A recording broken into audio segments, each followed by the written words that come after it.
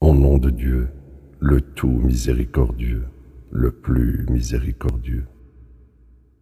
Les anges qui arrachent les âmes des mécréants de force, et ceux qui prennent avec douceur les âmes des croyants joyeusement, et ceux qui flottent partout, concourant volontiers les uns avec les autres pour exécuter divers ordres.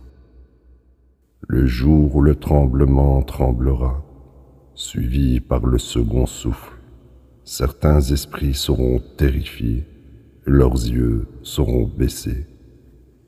Ils diront, « Nous avons été recréés de la tombe. Comment cela s'est-il produit après que nous soyons transformés en os décomposés ?»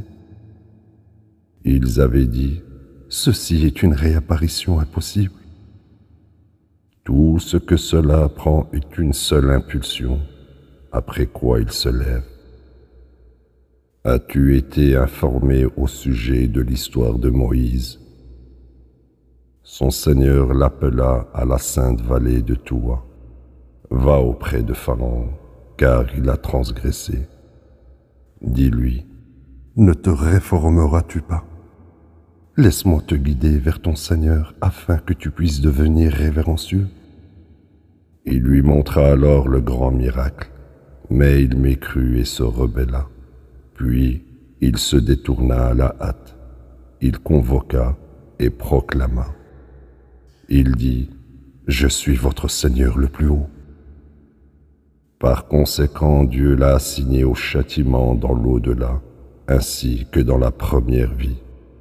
Ceci est une leçon pour les révérencieux. Êtes-vous plus difficile à créer que le ciel? Il l'a construit. Il a élevé ses masses et l'a parfait. Il a fait sa nuit obscure et a éclairé son matin. Il a fait la terre oviforme.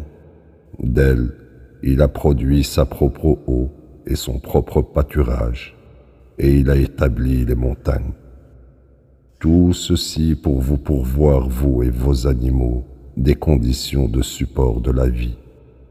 Puis, lorsque le grand souffle viendra, c'est le jour où l'humain se souviendra de tout ce qu'il a fait. L'enfer sera amené à l'existence. Quant à celui qui transgressait, qui était préoccupé par cette vie, l'enfer sera sa demeure. Quant à celui qui révérait la majesté de son Seigneur et interdisait au moi les désirs de nature pécheresse, le paradis sera sa demeure. Il t'interroge au sujet de l'heure et quand elle aura lieu. Ce n'est pas toi, Mohammed, qui est destiné à annoncer son moment. Ton Seigneur décide de son sort. Ta mission est d'avertir ceux qui s'y attendent. Le jour où ils la verront, il leur semblera qu'ils ont passé une soirée ou une demi-journée.